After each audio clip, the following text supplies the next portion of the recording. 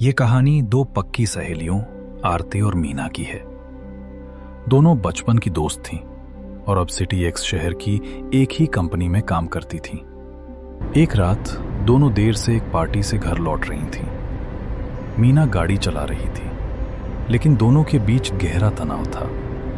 Party में आरती ने आवेश में आकर मीना का एक निजी रहस्य सबके सामने खोल दिया था। आरती ने कई बार माफी मांगी, पर मीना का गुस्सा शांत नहीं हो रहा था। गाड़ी में बहस इतनी बड़ी कि आरती ने मीना को गाड़ी रोकने के लिए कह दिया। गुस्से से भरी मीना ने जोर से ब्रेक लगाए। आरती सड़क के बीचों बीच उतर गई। गुस्सा एक ऐसा भाव है जो रिश्तों को पल भर में तोड़ देता है, और यहां भी यही हुआ। गुस्से में मीना ने अपनी बचपन की सहेली को आधी रात में एक सुनसान और अकेली सड़क पर छोड़ दिया और तेजी से गाड़ी लेकर चली गई। मीना को दूर जाते देख आरती की आंखों में आंसू आ गए। उसने खुद को शांत किया और फोन से टैक्सी बुक करने की कोशिश की, पर उस वीरान इलाके में कोई टैक्सी उपलब्ध नहीं थी। रात काफी हो चुकी थी। आरती ने सड़क पर चलना शुरू कर दिया, ये सोचकर कि शायद थोड़ा आगे कोई ऑटो या टैक्सी मिल जाए। अपने फोन में व्यस्त आरती चल रही थी कि अचानक उसका पैर एक कीचड़ में पड़ गया। उसका पूरा पैर गंदे कीचड़ में डूब गया था, पर यह कीचड़ अजीब था। बेहद चिपचिपा, गाढ़ा और बुरी तरह बदबूदार। आरती ने इधर उधर देखा तो सड़क के किनारे उसे एक लाल कपड़ा पड़ा मिला। आरती ने उस कपड़े से अपने पैरों को साफ किया और उसे वहीं फेंककर आगे बढ़ने लगी। कुछ ही दूर चली होगी कि आरती को ऐसा लगा जैसे कोई उसकी ओर तेजी से भागता हुआ आ रहा हो। वो तुरंत पलटी, पर वहां कोई नहीं था। उसे ये अजीब लगा, पर उसने इसे अपने मन का वहम समझकर आगे बढ़ना जारी रखा। थोड़ी देर बाद आरती को जोर की प्यास लगी। जब उसने पानी की बोतल निकालने के लिए अपना पर्स खोला तो वो चौंक गई। उसके पर्स के अंदर वही सड़क वाला लाल कपड़ा पड़ा था। आरती को याद था कि उसने वो कपड़ा जमीन पर फेंक दिया था, तो फिर ये उसके पर्स में कैसे आया? आरती उस लाल कपड़े को हाथ में लिए सोच ही रही थी कि उसे लगा कि कोई उसके ठीक पीछे खड़ा है।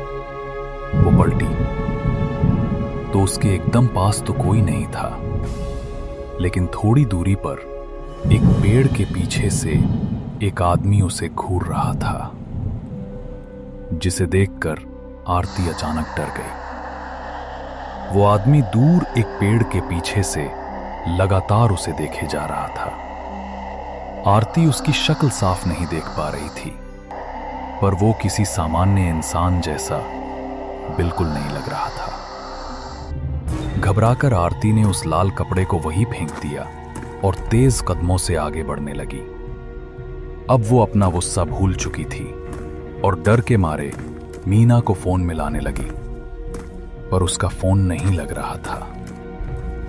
आरती को बार बार अपने पीछे किसी के कदमों की आहट सुनाई दे रही थी, पर उसमें पीछे मुड़कर देखने की हिम्मत नहीं थी। वो इतनी सहम गई थी कि रोने लगी। आरती के फोन में नेटवर्क नहीं आ रहा था और पीछे चल रहा आदमी उसकी जान के लिए खतरा हो सकता था। उसने तय किया कि वो दौड़कर उस आदमी से बहुत दूर भाग जाएगी, लेकिन जैसे ही उसने भागना शुरू किया, इस बार उसका पैर दोबारा उसी तरह के कीचड़ के गड्ढे में पड़ गया। आरती को एहसास हुआ कि वो गड्ढा और कीचड़ बिल्कुल पहले वाले की तरह ही थे।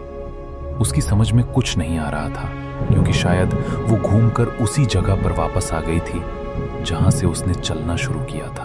उसने जैसे ही अपनी दाईं ओर देखा तो वहां वही आदमी खड़ा था और उसके हाथ में वही लाल कपड़ा था। उसे देखते ही आरती चीख पड़ी, क्योंकि अब वो उसका चेहरा साफ साफ देख पा रही थी। उस आदमी का चेहरा इतना भयानक था कि आरती सुन्न पड़ गई थी। उसकी आंखें अंदर धसी हुई थीं और उसके चेहरे पर अजीब सी दरारें थीं, वो बुरी तरह कांप रही आरती को देखकर अजीब ढंग से मुस्कुरा रहा था और धीरे धीरे उसकी तरफ बढ़ने लगा।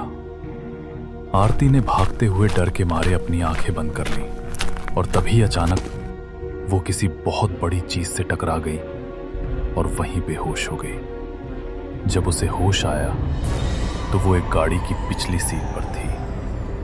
आरती का दिल दहल उठा, लेकिन जब उसने देखा कि गाड़ी कौन चला रहा है तब उसकी जान में जान आई। उसकी दोस्त मीना ही गाड़ी ड्राइव कर रही थी। मीना ने बताया कि उनकी लड़ाई के बाद उसे कुछ दूर जाकर आरती की चिंता होने लगी थी। वे आखिर बेस्ट फ्रेंड्स थे और जब आरती का फोन आउट ऑफ नेटवर्क गया तो मीना और भी परेशान हो गई। इसलिए मीना उसी वक्त आरती को वापस लाने के लिए अपनी गाड़ी मोड़ लाई थी। मीना ने कई बार आरती से उसके रोने का कारण पूछा। आरती उसे कुछ भी नहीं बता पाई। उसे कभी समझ नहीं आया कि उसके साथ क्या हुआ था। शायद इसीलिए आरती आज भी उस रात की घटना के बारे में बात नहीं करती। उस रात के बाद अगर आरती कहीं किसी के पास वो लाल रंग का कपड़ा या रुमाल देख ले तो उसका दिल बुरी तरह दहल उठता है।